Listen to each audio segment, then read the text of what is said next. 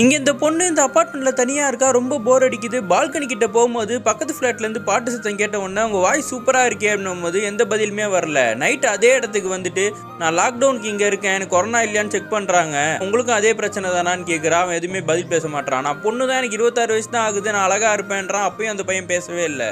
காலையிலே இந்த பொண்ணு போய் அவனை வம்பிழுக்கிறான். தடவை அவன் பேசுகிறான், என்னை டார்ச்சர் பண்ணாதுன்னு சொல்லி. அப்போ தான் இந்த பொண்ணு சொல்கிறான், என் பேரை சொல்கிறேன் அப்படின்னும் போது அதெல்லாம் சொல்ல வேணான்னு சொல்லிடுறான்.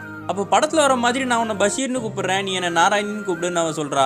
இந்த பொண்ணு அவன்கிட்ட பேச ட்ரை பண்ணுறா. 2 நாளாக அவன் ரிப்ளே பண்ண மாட்டேங்கிறான். ஒரு நாள் இவன் வந்து பிரெட்டை தீச்சு விட்டுறா. அப்போ அந்த பையன் என்ன உன் ஃப்ளாட்டை எரிச்சிக்கிட்டு இருக்கியான்னு சவுண்டு விடுறான். இவன் கேட்குறா, பொண்ணுங்கிட்ட பேசுறதே உனக்கு பயமானும் போது அவன் அதெல்லாம் இல்லைன்னு சொல்லிடுறான். அப்போ நீ எந்த ஊர், உன் பேர் என்னன்னா கேட்கும் போது அதெல்லாம் சொல்ல முடியாதுன்னு சொல்கிறான். நீ என்ன வெர்ஜினான்னு கேட்ட உடனே அந்த பையன் அங்கேருந்து போயிடுறான். இவன் அமைதியாயிடுறா.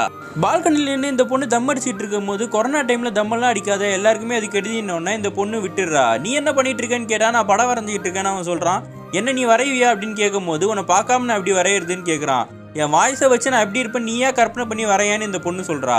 இவனும் வரைகிறேன்னு சொல்லிடுறான். இந்த பொண்ணுக்கும் ஆசையாக இருக்குது, அவன் நம்மளை எப்படிலாம் வரைய போனான்னு சொல்லி கண்ணாடி முன்னாடி உட்காந்து வெக்கப்பட்டுக்கிட்டு இருக்கா. அடுத்த நாள் இந்த பொண்ணு அவனோட காலிங் பெல்ல போய் அடிச்சு விட்டு ஓடி வந்துடுறா. இவன் திட்டுறான், எதுக்கு தேவையில்லாமல் இப்படிலாம் பண்ணுற, கொரோனா பரவிற போது, வேறு யாராவது காலிங் பெல்ல கை வச்சா என்ன ஆகும், என்னை பார்க்கணும்னு தோணுச்சுன்னா சொல்லு, நான் வரேன், தள்ளி நின்று என்னை பார்த்துக்கோ, இல்லைனா உன் ஃபோன் நம்பர் கூட நான் வீடியோ கால் பண்ணுறேன்னும் போது இந்த பொண்ணு தரமாட்டேன்னு சொல்லிடுறா. சரி லாக்டவுன்லாம் முடியட்டும், நானே நேரில் வந்து ஒன்று பார்க்குறேன்னு அவன் சத்தியம் பண்ணுறான். நைட்டு இவங்க 2 பேரும் பேசிகிட்டு இருக்கும் போது எனக்கு கொரோனா செக்அப் எடுத்திருக்காங்க, நாளைக்கு ரிசல்ட் வரும்னு இந்த பையன் சொல்கிறான். பழைய லவ்வெல்லாம் பற்றி இவங்க 2 பேரும் பேசிக்கிட்டு இருக்காங்க. அடுத்த நாள் காலையில் மறுபடியும் எந்திரிச்சு ரிசல்ட் வந்துருச்சான்னு இந்த பொண்ணு கேட்குறா. இந்த ஃபோன் வருது, நான் பேசிட்டு வரேன்னு சொன்னவன் கொஞ்ச நேரத்தில் ஆம்புலன்ஸ் சத்தம் கேட்குது. இந்த பொண்ணு பயந்து போயிடுறா. என்னென்னு செக்யூரிட்டி கிட்ட கால் பண்ணா, உன் பக்கத்து ஃப்ளாட்டில் இருந்த பையனுக்கு கொரோனா பாசிட்டிவ் ஆயிடுச்சுமா, அவனை தான் கூப்பிட்டு போகிறாங்கன்னு சொல்கிறாங்க. போடுது ஒரு நாள் செக்யூரிட்டி ஃபோன் பண்ணிவிட்டு அந்த பையன் இறந்து போயிட்டாமான்னு சொன்ன உடனே இவளால் தாங்கிக்கவே முடியல, உடஞ்சி அழுதுகிட்டு இருக்கா. அவளால் நாட்கள் நகர்த்தவே முடியல. அவளோட கொரோனா லாக்டவுன் முடிஞ்சதுக்கப்புறம் அவங்க அப்பா அம்மா வந்து அந்த பொண்ணை கூப்பிட்டு போகிறாங்க. வாசலில் அந்த பையனோட பொருள் எல்லாம் எடுத்து வச்சுக்கிட்டு இருக்காங்க.